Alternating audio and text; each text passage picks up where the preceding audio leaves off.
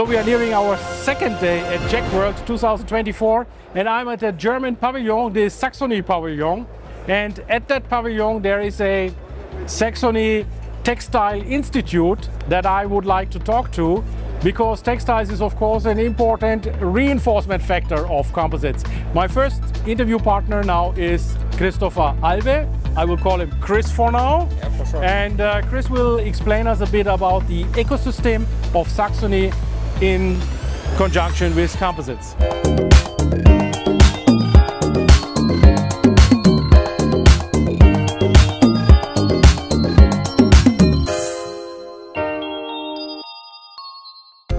My name is Christopher Alve. I'm Research Associate at STFI. It's called the Saxony Textile Research Institute. We are located in Chemnitz. It's in the eastern part of Germany and south of Saxony on the goal or gate to Iron Mountain. Our main focus is to show the reuse of high performance materials. In the case of lightweight materials, especially carbon fibers. What can we do with these materials to increase the life cycle of these materials and to provide the best ecological use of these materials.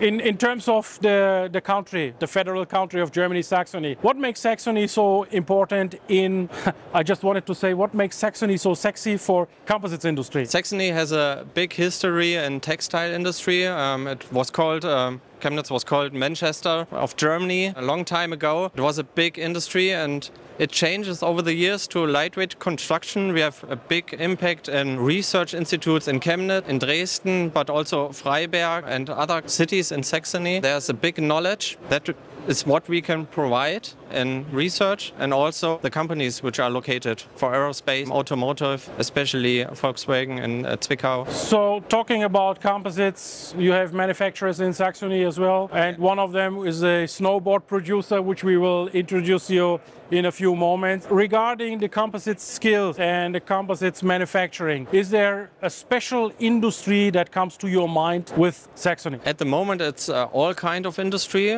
Main focus perhaps aerospace. Yes.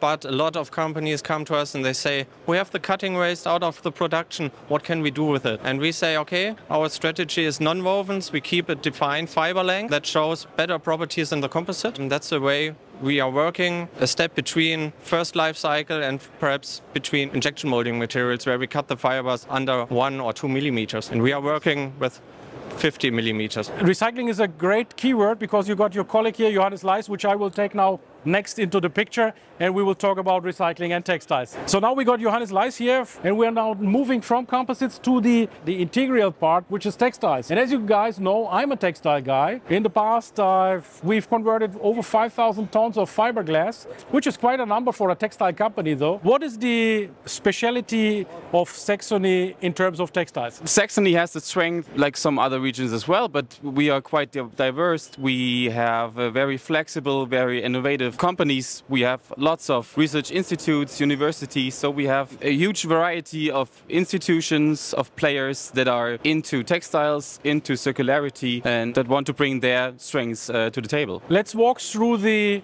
textile production process. Vollstufige Produktion we don't need. Let's take just normal fabrics, woven fabrics. From the design of the fabric, the construction of the fabric, to the use of the fabric, and to the end of the life, the recycling of the fabric. Can you walk us through what steps and milestones are covered in Saxony? We have companies, their business lies in spinning, yarn spinning. We have companies that are very well or very good in fabric formation, so they can do the fabric forming, weave, knits, non-woven. We have companies that still produce product, companies that are still alive because they are very innovative, they are very flexible, and they can adapt quite well to the market and to what their customers need. And once this fabric is formed, this process doesn't end. Of course, functionalization is a part, product development is a part, and then even the collection of the textile waste, the sorting of the textile waste, all the way up to the recycling, and then the providing secondary material. So you can find all of that in Saxony, and all of that is of course important for a circular economy. Textile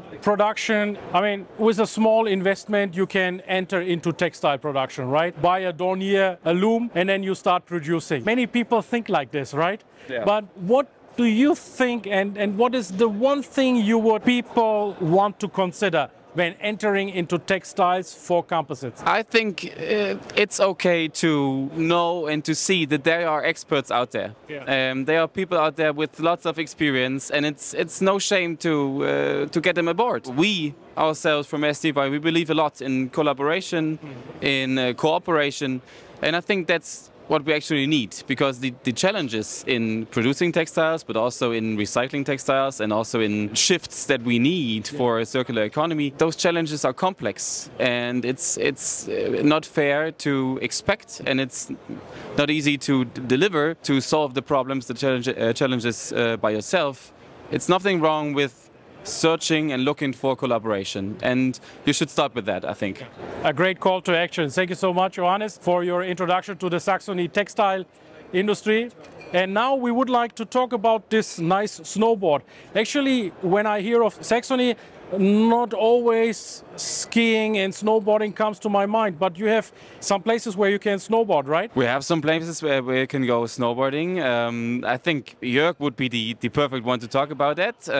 I just want to add that we, of course, as I said, we believe in collaboration. So we are part of network programs, we are part of network projects. We start them ourselves, we happily join them. Yes. We are part of Circular Saxony, we are part of many research projects where it's all about bringing people together. That's what we are here for as well at the JEC 2024. So then we get JEC now on the stage and talk to him about this nice snowboard. So community, now we got JEC Kaufmann here, and he's the producer of a snowboard. And although we don't have Saxony in our mind when it comes to snowboarding, where would you recommend JEC to snowboard in Saxony? On the first, I heard very often that the people don't think that we have some ski resorts in Saxony, but we have a lot, and the main one is in Oberwiesenthal. Yes. It is a great, good place. Also nearby in Czech Republic, all on the other side of the border, we have Klinovec. This is the biggest ski resort in Czech Republic. Oh, really? So we have really a lot of snow, and also nowadays or today we can go there snowboarding. That's good. And this is 1 hour away from Chemnitz. Very good. So snowfall in your region is still there, because in our region, Fichtelgebirge is very low The snow. artificial snowfall is there. Yeah. So the natural one is less during the years. The last 2 years were really not so good, but the artificial one is there, and it's good enough for have a half a day fun beside office. So after we've clarified where to go for snowboarding, now of course we need a snowboard, and JEC has a very nice one here. I like the color, and the best is it has even won an JEC Innovation Award. It was even this year, right? Yeah. This year. Yeah. So you've been to the celebration, and we will talk about this because I see also some biofibers incorporated. But before we go into the textiles and the fibers, tell us about the specialty. What is the design? Why do you need to use composites in a snowboard? Yes, ski use some titanal inside, and snowboards not so much. We started with carbon composites in our snowboards because, to be honest, I think it is the first serial product using the anisotropic coupling effects in a serial product. Yes. We started in 2011, won the ISPO Brand New Award with this technology, and since then we are in a premium market with a very special product and a little bit more than the average price for these products. And for being available also for other customers, we started to bring glass fibers also into the market. And nowadays, natural fibers are very interesting. We also want to reduce the CO2 footprint of our carbon snowboards, and therefore we make a non-woven out of the cutting waste of our carbon snowboards together with the STFI, and this carbon non-woven is used in the snowboards compared with hemp fibers. Is this your brand? Yeah, Silberg is the brand. Silberg. Yeah. It looks like a Danish name, or? Yeah, it's a little, yeah. So It's Danish, huh? yeah, it's Danish, but it's also this AI combination was also used in former days in Old German. Oh, really? Okay. And the silver in English stands for the mining in our Erzgebirge, because absolutely. in the 15th century Yes. we had a really strong economic powers with silver mining, Yes. and this is the relation. So the Silver Yeah. Mountains, Silberberg, and the AI also a little bit representing our layup, the anisotropic coupling. So that is the story behind the brand name. So you've put some nostalgia in a very futuristic, latest new snowboard technology, right? So tell us about the innovative part of this. Why did JEC jury decide, because it's an independent jury, of course it's not JEC Group, it's the jury which Alan Banks from Composites UK, for example, was part of. Why did they decide to award this solution? Yeah, to be honest, I have no idea. No idea, okay. Yeah, I have no idea because they didn't tell us this was the list of, or this were the points you get for the award. But I think that is the combination of the things we have inside. Yeah. And during the nomination, we saw the other finalists, the 2-1. This is a hockey stick, very innovative, and also a very good bicycle rim from Scott.